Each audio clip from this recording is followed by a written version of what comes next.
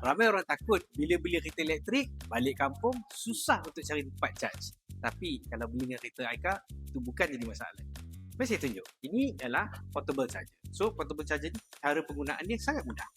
Kita hanya pergi ke pin, masuk charger, tengok dia punya power supply ni dah ready.